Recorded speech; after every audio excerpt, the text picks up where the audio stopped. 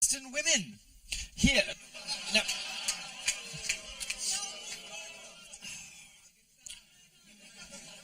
she's not a looker, is she? You know, she looks like a puppet. You know, you give this bit of the mouth could just sort of. I imagine George Soros down here somewhere. Well, quite. You've got a bright future in headline writing ahead of you. There we go. Just imagine the leaders of Europe through all its glorious centuries. Charles Martel, Charlemagne, Richard the Lionheart. Imagine what they would make of the actions of Angela Merkel. I'm surprised the very ground of Europe hasn't been torn asunder by knights of yesteryear, wresting themselves from the dirt, rising up in horror and pain at what she has done. Now, the reason that hapless women this hapless woman up here made her mistake is that she assumed that Islam had changed.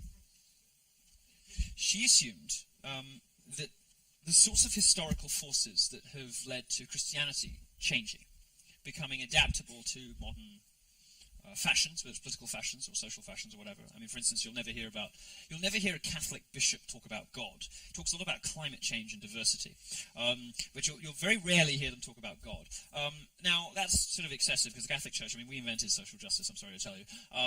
But, you know, all Christians are, have this sort of, on the one hand, a sort of embarrassing failing, but on the other, a kind of a strength, which is sort of infinite malleability and adaptability to modern circumstance. And of course, capitalism couldn't have survived without Christianity. Couldn't have existed, couldn't have grown without Christianity. It was the Protestant work ethic that made capitalism possible.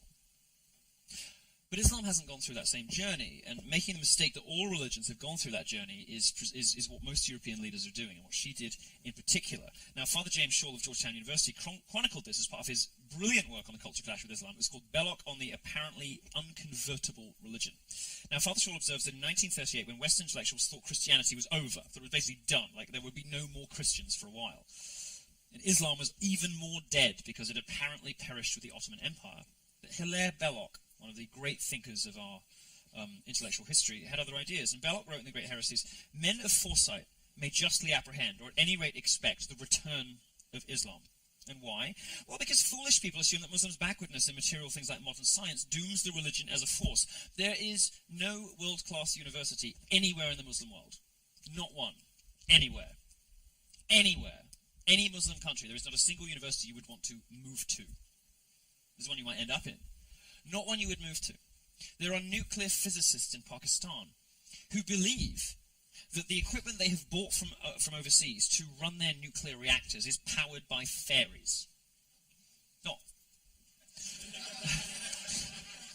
Nothing wrong with gay scientists. No, jinn, D-J-I-N-N, jinn, sort of the Islamic version of fairies in their particular religious context. They believe that the nuclear reactors are run by jinn.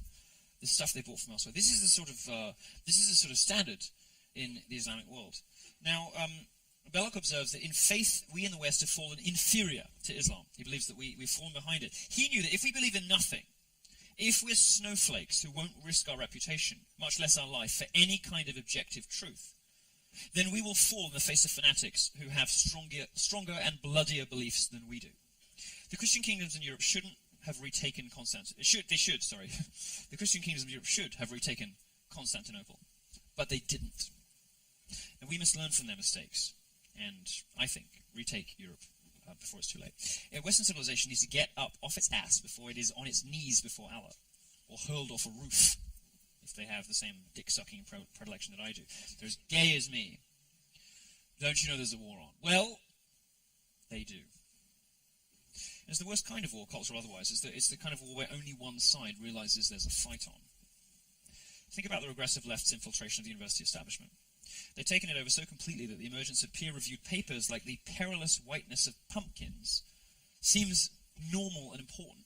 I'm not joking, by the way. That's the actual title of a paper published in Taylor and Francis. This is the sort of thing that your academics concern themselves with, and this is 18th Amendment 2015. I mean, it's not a recent moment of madness. This is the kind of thing that American academics preoccupy themselves with. This is what they're talking about, and this is why Douglas Murray, who is another smart, charming British homosexual you should listen to, says that we will be fretting over transgender pronouns when the mullahs nuke us. He's not wrong. Now, openly racist lectures about white people are also a common sight on American campuses. This is an example from BuzzFeed, just from, I think, today, of the sorts of things that are often taught on American campuses. White people are a plague to the planet. Administrators, university presidents, faculty members all consider this to be completely normal, a perfectly reasonable line of academic inquiry. They don't register any objections. Well, me and Pepe the Frog are considered forces of bigotry. Some preposterously theatrical fag and a green cartoon frog on Twitter are considered hateful. Well, this beer is awful. Well, I heard they've rebranded themselves America, but it hasn't made it taste any better. This is apparently a proper inquiry for American college campuses. Now, these pictures come from BuzzFeed, by the way, which praised these lectures. This was part of a series. You can see the number 9 over there. Part of a series in BuzzFeed praising these lectures for, quote-unquote, not giving a fuck. Not giving 0 fucks, actually, to be precise. This is how the culture war has gone with Islam. The West, particularly Western Europe, has remained aggressively and in some cases deliberately ignorant about what is happening on their once great continent. Do you think Muslims are ignorant of the culture clash? Of course not. It's been pounded into their heads since birth at mosques that continue to become more and more separatist. That it's drilled into them that that Islam is something unique and something different. Now, well-meaning Americans, and this is where I'm going to get real with you, if anything I just said was not, wasn't extreme enough for you. There's a theological point that well-meaning, well-educated, nice Americans don't always understand. You assume because America hasn't experienced large volumes of working-class Islamic immigration, you presume that Muslims are just like, any other people, that Islam is just like any other religion. Christians can get along perfectly fine in non-Christian countries when they're not being executed by the locals. So why can't Muslims? Well, that's because there's something structurally different about Islam. Islam divides the world into the house of Islam, Dar al-Islam, and the rest of the world. And there isn't any really, 2 ways to treat the rest of the world, which is assimilation or extermination. And when you understand that about Islam, you realize that there is something structurally, intrinsically different about this particular religion that makes it wholly and completely incompatible with the modern progressive project of multiculturalism. And, of course, for other reasons, completely incompatible with freedom, democracy, property rights, capitalism, and all the other things that have made this country the best. This is the greatest country in the history of human civilization. America is the greatest country that we have yet produced in our species.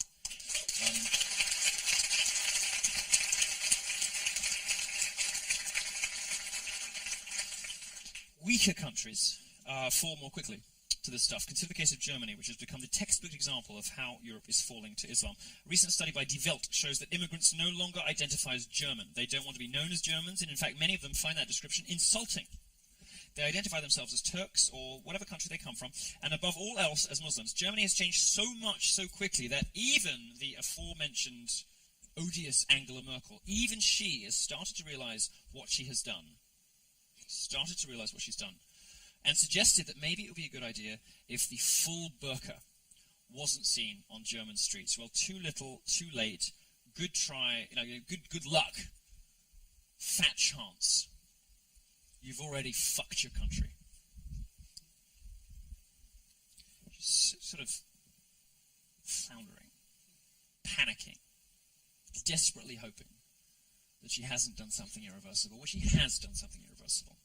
Germany's response to this trend only makes sense in a country where gang rapes of thousands of women in cities were underreported because the gangs were Muslim men. It's lucky we had so many fake news outlets to report the truth, isn't it?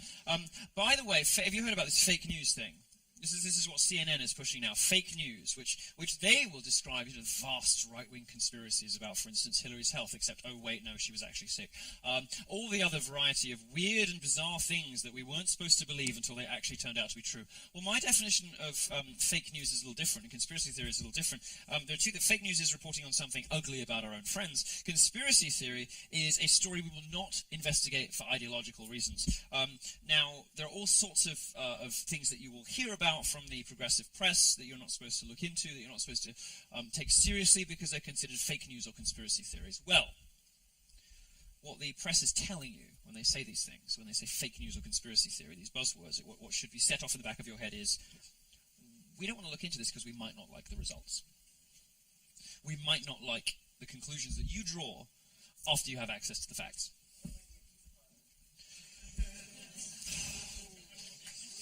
Oh.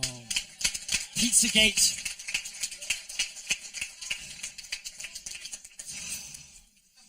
Should we talk about Pizzagate? Okay, all I will say... What's that?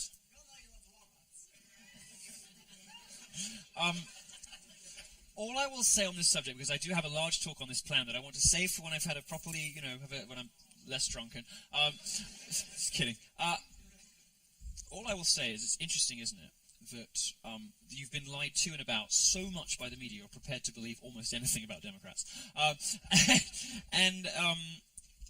The trust in the media has been brought so low, and the left's sinister pandering to pedophiles has become so blatant. If you've read Salon, gives a platform to people like Todd Nickerson, this guy who says he's a virtuous pedophile because he wants to fuck kids but doesn't.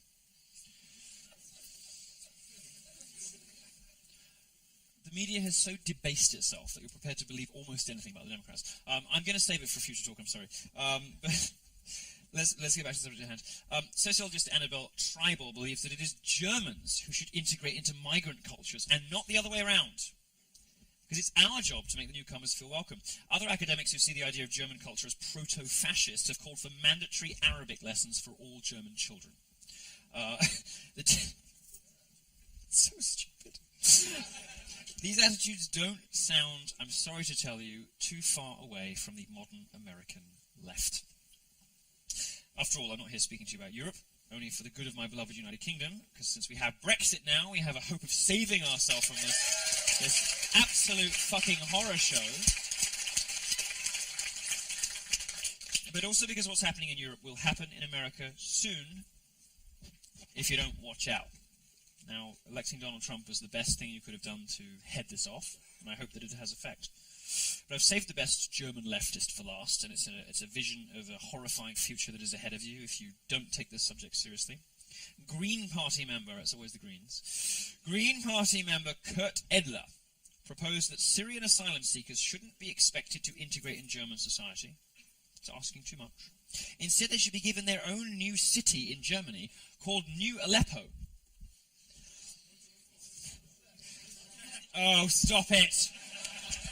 Refuse to believe that anyone in this room, anyone, even the progressive protesters who are hiding themselves at the back, I refuse to believe anyone in this room is as stupid as the Libertarian Party candidate for president. I think you all know where Aleppo is and what it is. They've so thoroughly destroyed old Aleppo, he wants to give them a new one to destroy. Now, Muslims know that Islam clashes with Western civilization. They make no bones about choosing Islam over their new home country, like Syrians in Germany or this nice Somali gentleman at Ohio State University. You know, I mean, I shouldn't laugh, but I can, because the only person who died was him, thank God. Glad he's dead. But this is a guy who was studying microaggressions at university, and who said in August to a student media publication, he said, something along the lines of, I'm just really sick of being like typecast as a Muslim. Like every time people tell me I'm a Muslim, I tell them I'm a Muslim, people kind of like look at me a bit suspiciously. 3 months later, he was driving his car into 9 people.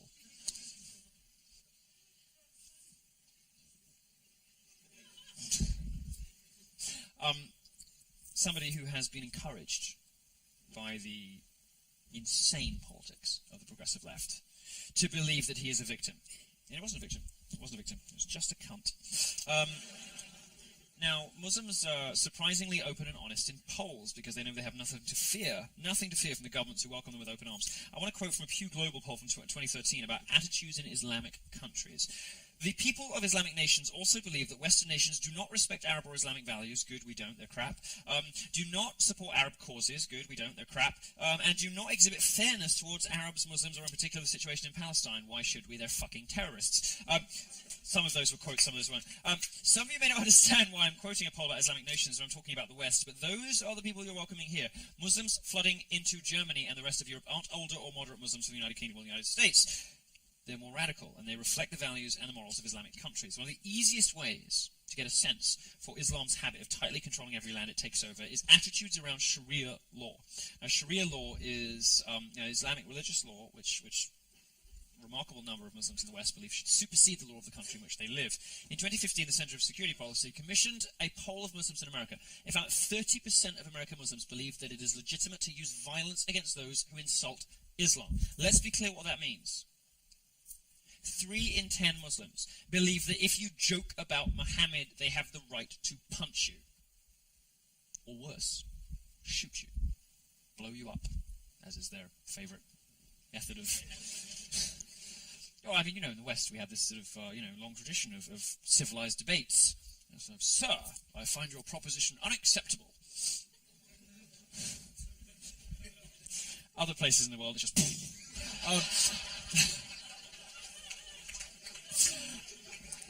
30%, not of Muslims in Saudi Arabia, not of Muslims in Aleppo, not of Muslims in anywhere else that you might have dimly heard of, that you might vaguely be aware of, but Muslims here, 3 in 10, believe that if you make a joke about Islam, they are justified in committing violent acts against you. 33%. And this is way more chilling, way more terrifying for you guys, said that Sharia should take precedence over the Constitution if they clash. So if, for instance, the First Amendment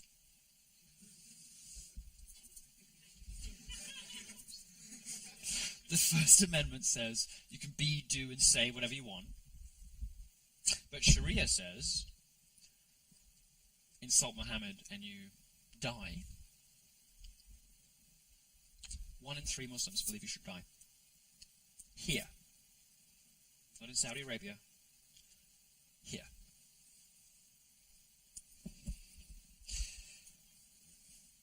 According to a Wenzel Strategies poll in 2012, 58% of Muslim Americans believe criticism of Islam or Muhammad is not protected free speech under the First Amendment. That is to say, just about 60% of them think that I can't say I find Islam to be shit and be protected under the First Amendment. 45% that believe that those who mock Islam should face criminal charges. 12%, this is my all-time favourite, this is my all-time favourite statistic about American Muslims, and I'm not sure it's even this bad in Britain or Belgium, and both of those places are pretty fucking terrible as far as Islamic attitudes go. 12% of American Muslims believe that that blaspheming against Islam, joking about Muhammad, or saying that Islam sucks, should be punishable by death. 1 in 10. These people live close to you. They study with you. Some of them might even teach you. 1 in 10. Death. 26% of young Muslims in America believe that suicide bombings are justified, because of course they do. It shouldn't surprise us, given everything that's happened. And 35% of young Muslims in Britain believe that suicide bombings are justified too. You're lucky. Only a quarter of your Muslims think that suicide bombings are all right. You're okay. A third of ours do. But you're okay. Only 1 in 4 of your Muslim friends think that suicide bombings are justified. My fucking God, what is wrong with you people? What is wrong with you people? You have not learned your lesson after 9/11. You have not learned your lesson after Orlando. You have not learned any of the lessons these people have been perfectly happy to teach you. Obama's welcoming in 12.5 Syrian migrants. Not refugees, they're migrants. Thank you. In the dying days of his presidency, when he knows he can sort of get away with anything because people are paying attention to Trump and Hillary. 12,500. Not even the start. Imagine what's happening in Canada and how easy it will be for them to get over the border. Alright, now the most important part, if that wasn't all horrifying enough. 45% of Sharia supporters surveyed disagreed with the idea that Islamic law should apply only to Muslims. So, what this means is 45% of people who believe that there should be Sharia law in the United States, that's half of them, every other one, who says that they like Sharia law, says that it shouldn't only apply to Muslims, it should apply to you too. So, women, could you stand up in the room, please? The girls, could you stand up? Lots of them. More women than are normally at my talks. No.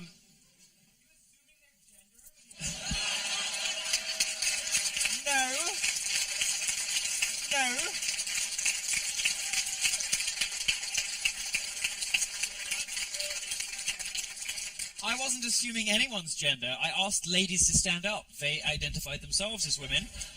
So fuck you. But yes, they are women because they were born with badges. Now, your testimony in court is worth half that of mine. That's what every other Muslim in this country who wants Sharia law enacted believes is reasonable and appropriate, and law inspired by the divine. Allah wishes it. Your testimony is worth half that of a man's. Progressives have the fucking gall to suggest that these people are victims, these people are deserving, that Islamophobia is a thing, that these people should be given special treatment over the women they oppress and the homosexuals they execute. Fuck Hillary Clinton and her pandering to gays at home whilst taking hundreds of millions of dollars.